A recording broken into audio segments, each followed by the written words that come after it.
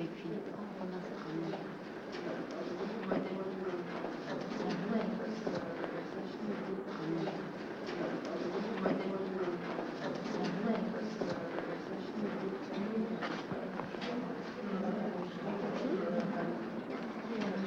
Cézanne. Tu vois la maison, on dirait un homme avec un nez, une bouche, des fenêtres.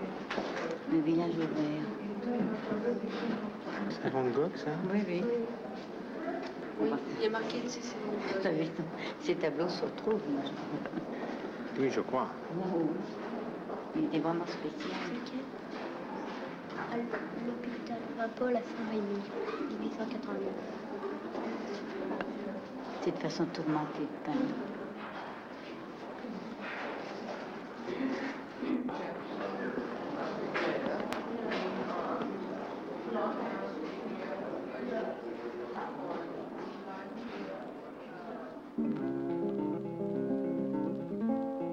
Deux disciplines différentes abordent en même temps un même problème, celui de la valeur économique et sociale de la formation des individus.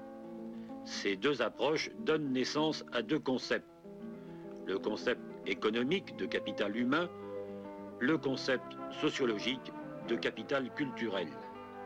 Ces deux approches sont-elles compatibles et conciliables? Ces concepts désignent-ils le même objet? Où en sont les recherches actuelles?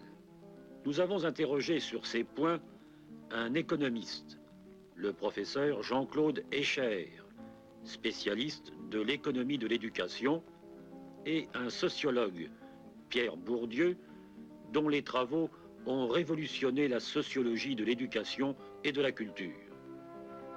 Jean-Claude Escher, qui dirige en France l'Institut de recherche sur l'économie de l'éducation, nous rappelle les principaux acquis de la théorie du capital humain. On part de l'idée suivante, de la définition suivante. Un capital, c'est un ensemble de biens rares, donc coûteux, dont on tire un flux régulier de services productifs. Alors si on regarde l'éducation dans cette optique, on s'aperçoit que les activités éducatives sont des activités coûteuses, et d'autre part, on semble observer que ceux qui ont acquis cette éducation sont plus productifs. Donc, les économistes ont été amenés à appliquer la théorie du capital et de l'investissement, telle qu'on la trouve chez Ehring-Fischer, à l'éducation. L'hypothèse, c'est qu'en l'absence d'éducation, les travailleurs sont tous semblables et que, à l'équilibre, dans les conditions de concurrence, le salaire s'aligne sur la productivité marginale. Alors on peut écrire ST, autant T, le salaire est égal à PMT, productivité marginale autant T. Donc l'équilibre sur le marché du travail ne dépend que du niveau des variables au cours de la même période. Si on introduit l'éducation, on a affaire à un processus d'investissement, c'est-à-dire que l'équilibre ne se réalise maintenant que globalement sur l'ensemble de l'horizon de l'investisseur. Il peut donc y avoir des équilibres au cours de chaque période, c'est-à-dire qu'on peut consentir à un moment donné un coût sous forme d'investissement éducatif parce qu'on pense le récupérer plus tard sous forme de flux supplémentaires. On va écrire que la somme actualisée de la productivité marginale en valeur à chaque période d'un individu doit être égale à l'équilibre à la somme actualisée de ses salaires. Pour déterminer le niveau optimal de l'investissement éducatif, on va d'abord comparer comme d'habitude les coûts et les rendements. Si pour simplifier, on suppose que le coût n'est engagé que pendant une période, pendant la période 0, on va écrire coût C0. Ce coût, on va dire qu'il est la somme de deux éléments des dépenses directes engagées pour fournir cette éducation, plus un manque à gagner, c'est-à-dire un coût de renoncement. Si on a subi l'éducation, on a renoncé à travailler et gagner de l'argent. Et on va comparer ça avec le supplément de gain qu'on pourra tirer pendant les années suivantes. Donc si on appelle ça KJ, pendant les J périodes suivantes, KJ va être la différence entre XJ, le gain de l'individu formé, et YJ, ce qu'il aurait gagné s'il n'avait pas été formé. On peut égaliser ces deux variables, C et les KJ, par la technique du taux de rendement interne, c'est-à-dire on regarde le taux qui égaliserait les deux flux. Et la deuxième phase consiste simplement à comparer ce taux au taux d'investissement alternatif. Et si on observe que le taux ici est plus élevé, on va dire l'investissement est plus intéressant en éducation qu'ailleurs et inversement. Et donc on va pouvoir arriver à déterminer quel est le niveau optimal de cet investissement. La notion de capital culturel a été construite pour rendre compte de l'inégalité des performances scolaires. Elle a été construite par Pierre Bourdieu et les chercheurs du Centre de sociologie de l'éducation et de la culture dans une optique différentielle. Il s'agit d'observer la répartition du capital culturel selon les différentes classes sociales. Pierre Bourdieu distingue trois formes, trois états du capital culturel.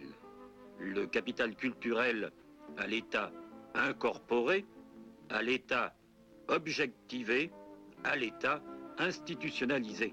La façon la plus simple, évidemment, consiste à mesurer le capital culturel au titre scolaire.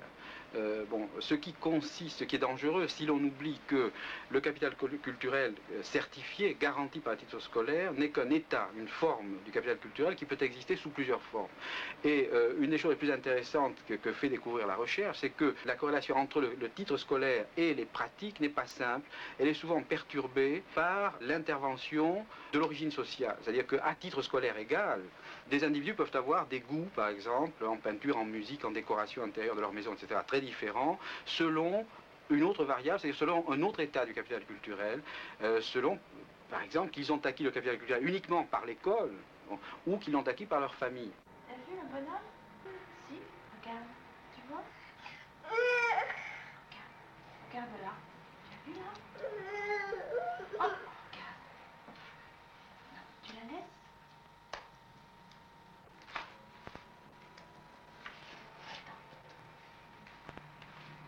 Alors du même coup, on doit multiplier les tests, enfin, et faire comme font les économistes, enfin se contenter de prendre le titre scolaire, c'est à mon avis très dangereux, parce que on risque de laisser échapper des formes de capital culturel qui sont d'une très grande importance, en particulier dans les reconversions, par exemple dans tous les métiers d'art, par exemple. On découvre des gens, mais qui ont du capital culturel hérité très souvent, et qui reconvertissent du capital qui n'a pas été certifié par le système scolaire, auquel le système scolaire n'a pas donné son label, qu'ils reconvertissent sur des marchés où on accepte des performances, des compétences non certifiées. Et dans toutes les périodes comme ça, de flottement dans la structure sociale, la garantie scolaire joue moins de rôle au profit du capital moins certifié.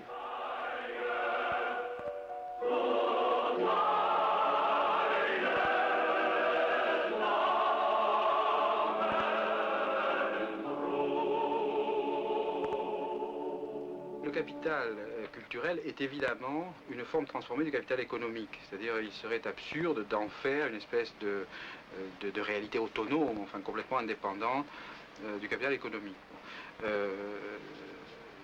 Comment s'opère cette transformation? La transformation s'opère, au fond, comment s'acquiert la culture, pour dire les choses simplement. La culture s'acquiert personnellement, c'est-à-dire on ne peut pas être cultivé par procuration. Elle s'acquiert avec le temps.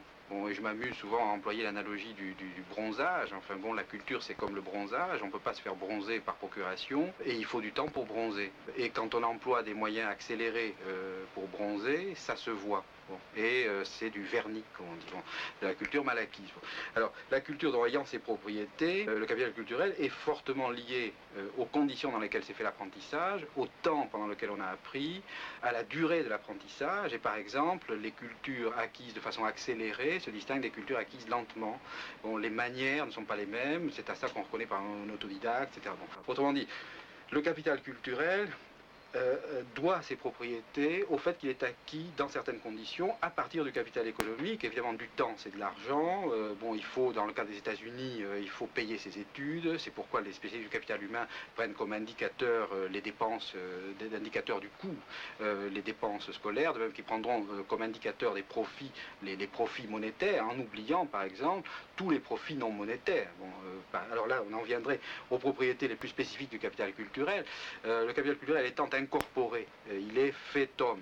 Bon, un homme cultivé, c'est quelqu'un qui est devenu capital culturel. Bon, il est musique, il est poésie ou culture économique, etc. etc. Bon. Alors, le capital culturel étant incorporé, il n'est plus perçu comme une propriété. Bon, c'est ça la grosse différence entre les biens économiques, par exemple, et les biens culturels non objectivés. On peut aussi avoir des tableaux, ça complique. Enfin, disons, entre la culture et le capital économique, c'est que le capital économique, on voit, il est en dehors, enfin, bon, alors que le capital culturel, c'est moi. Bon. Et alors, du même coup, rien n'est mieux caché, enfin, qu'un capital qui est la personne même. Bon. D'où toutes les conséquences très importantes, l'idéologie du don, etc., etc. La seconde forme de capital culturel est le capital culturel incorporé. Il est intériorisé sous la forme de dispositions permanentes et durables. Le capital incorporé est alors lié à la personne, au porteur biologique. Cette propriété aura 3 conséquences. Le capital culturel incorporé disparaît avec son porteur. Quand Évariste Galois ou Pouchkine sont tués en duel, leur capital culturel disparaît avec eux. L'accumulation de capital culturel demande du temps. Il faut longtemps pour se cultiver. Le capital culturel ne peut être acquis que personnellement. On ne peut être cultivé par procuration. La transmission du capital culturel demande du temps de la part des héritiers. On ne peut pas léguer sa culture par décision juridique comme on lègue un terrain ou une maison. Pour hériter d'une culture, il faut se la réapproprier.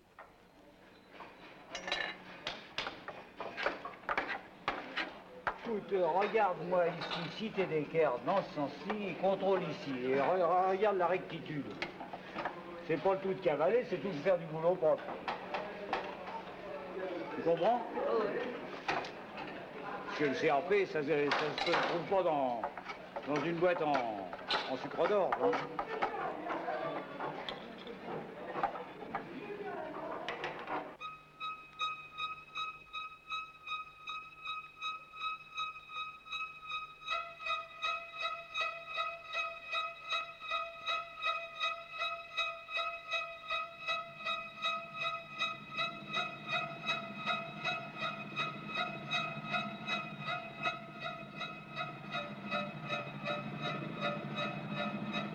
La valeur des données statistiques de base est très douteuse. Je prends l'exemple de la mesure du coût. J'ai essayé de montrer que ce coût était la somme des dépenses directes plus le manque à gagner. Le manque à gagner est très difficile à évaluer parce qu'il faudrait un groupe de référence bien particulier que l'on ne possède pas.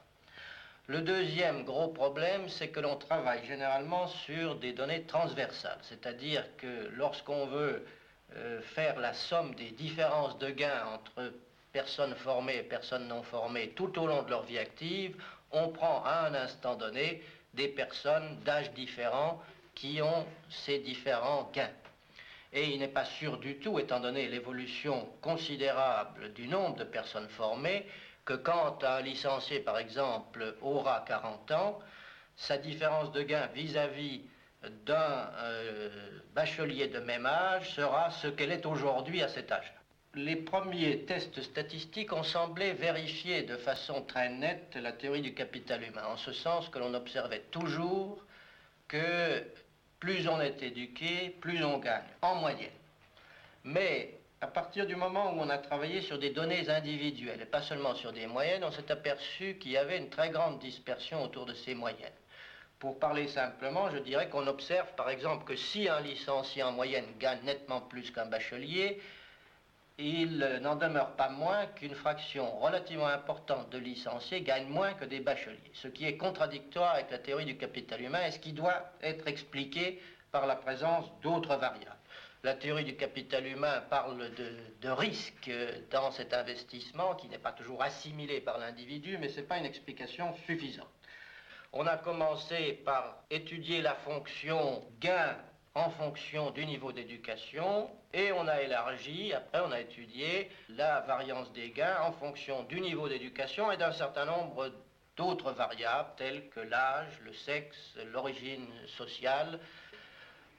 La théorie du capital humain souffre d'un défaut considérable, qui est d'ailleurs dans le prolongement de ce que je viens de dire, c'est-à-dire qu'elle est, comme toute la théorie néoclassique, asociologique. Elle considère des décideurs individuels qui maximisent sous contrainte, mais ces contraintes étant objectives dans le monde extérieur, chaque individu est libre, alors que la réalité est une réalité sociale structurée, avec des situations différentes selon les groupes, et donc des problèmes éducatifs, des rendements de l'éducation différents selon les groupes, ce qui, à mon avis, est impossible à intégrer dans un modèle strict de capital humain.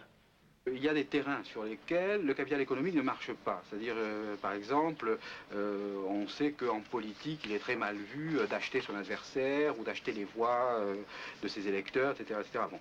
De même, sur le marché matrimonial, bon, il y a peu de sociétés dans lesquelles le mariage est un véritable achat. Il y a une série disons, de marchés très spécifiques. Alors évidemment, le marché le plus typique de tout ça, c'est le marché intellectuel, bon, où pour avoir des profits, du prestige, etc., bon, il faut avoir du capital culturel. Donc, le capital culturel est la forme que doit prendre le capital économique pour obtenir certains profits dans certains cas. Bon, par exemple, la sociologie a établi depuis très très longtemps qu'il y a ce qu'on appelle une homogamie ou une endogamie de classe. Bon, c'est-à-dire que les gens, en gros, ont toutes les chances d'épouser, d'avoir des conjoints appartenant à la même classe et même à la même fraction de classe. C'est-à-dire que l'homogénéité sociale est formidable au niveau du mariage. Alors, on peut se demander comment ça se fait. Il est évident que personne ne demande le niveau d'instruction de son partenaire sexuel avant d'en faire l'usage qu'il veut en faire. Bon. Cela dit, ce qui tient lieu de cette espèce d'examen, c'est ce qu'on appelle le goût. Ils ont les mêmes goûts, ils aiment les mêmes films, etc. Bon. Ça veut dire que dans ces cas-là, ce qui permet d'avoir une certaine valeur sur le marché matrimonial, c'est-à-dire de trouver des partenaires de haut rang, par exemple, bon, c'est tout ce qu'on est. C'est-à-dire ses goûts, ses manières, sa façon de parler, son style de vie. Bon. Et c'est sous cette forme, finalement, que le capital culturel va agir et va fournir des profits. La troisième forme de capital culturel est le capital culturel objectivé. Le capital culturel objectivé est une accumulation de capital culturel dans un bien quelconque, un objet, une statue, une encyclopédie, un tableau sont des objets porteurs de capital culturel objectivé. Quelles sont les propriétés du capital objectivé? Il peut être transmis matériellement. Les livres, les disques se vendent. On peut donc s'acheter les poèmes de Rimbaud, le principe du calcul intégral ou les concertos pour orgue de Handel. On peut même espérer acheter toute la culture. Du moins, c'est ce que l'on promet.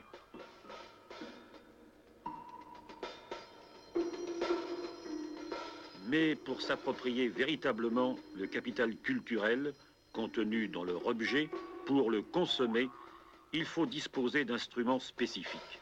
Ainsi, pour utiliser un ordinateur, capital culturel, scientifique et technique objectivé, il faut connaître l'informatique. Pour s'approprier un concerto, il faut connaître le code musical.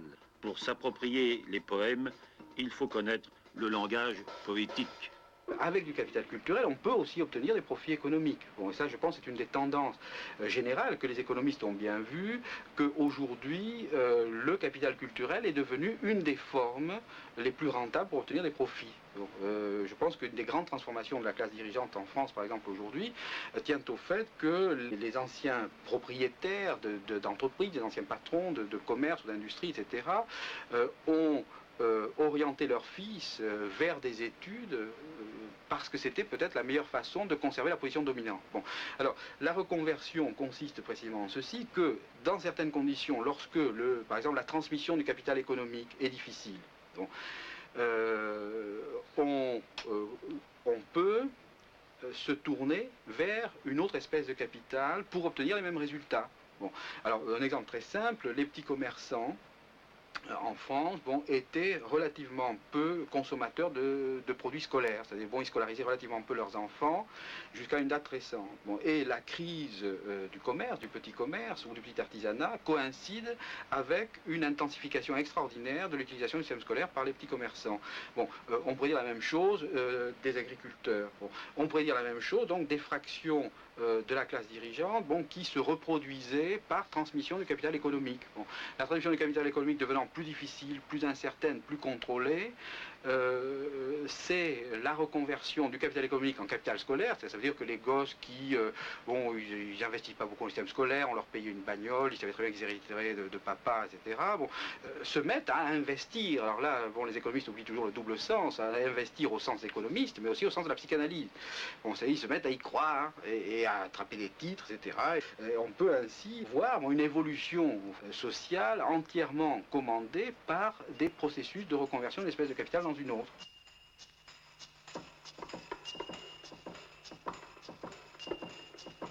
Bon, est-ce qu'on peut dire en conclusion que vous concevez une sorte de hiérarchie entre les différentes espèces de capital? Oui, c'est impliqué dans le fait que le capital culturel n'est qu'une forme transformée du capital économique. Il est vrai que le capital économique reste la forme dominante et que les transformations de capital culturel en capital économique et de capital économique en capital culturel ne sont pas mécaniquement réciproques. Bon, à chaque moment du temps, il y a une lutte pour la définition de l'espèce de capital dominant. C'est-à-dire que, par exemple, historiquement, on peut penser qu'à l'intérieur de la classe dominante, depuis le 19e siècle, se déroule une lutte entre les détenteurs de capital culturel et les détenteurs de capital économique pour l'imposition de l'espèce de capital dont ils sont les plus riches comme l'espèce dominante. On sait les accusations des artistes contre les bourgeois, c'est la reconnaissance toujours posthume des artistes par les bourgeois. Bon, cette lutte pour la définition du capital culturel de l'espèce de capital dominant est aujourd'hui à l'œuvre, par exemple, sous la forme d'une lutte entre une vieille définition du capital culturel, ou plutôt entre un capital culturel traditionnel, à dominante humaniste, avec le latin, la littérature, l'art, etc., et une nouvelle définition du capital culturel qui est en train de s'imposer et qui s'organise autour de la culture économique, de la culture de sciences politiques, etc. Je pense qu'au fond, la culture économique est beaucoup plus dominante actuellement que ne le savent ceux-mêmes qui la détiennent. Et voilà un exemple entre mille, mais je pense qu'à tout instant, le contenu même de la culture est un enjeu de lutte et, dans une certaine mesure, dans une mesure très grande, les détenteurs du capital économique dominent indirectement la définition même de la culture. Je crois que la théorie du capital humain a apporté énormément à l'analyse économique, mais de façon peut-être plus indirecte qu'elle ne le prévoyait. Malgré ses défauts, qui sont grands à mes yeux, elle a deux mérites considérable, c'est qu'elle a fait progresser l'analyse économique de la répartition. Et je dirais même qu'en 10 ans, par l'intermédiaire de la théorie du capital humain, la théorie de la répartition et l'analyse de la répartition des revenus par les économistes a plus progressé qu'en 100 ans auparavant.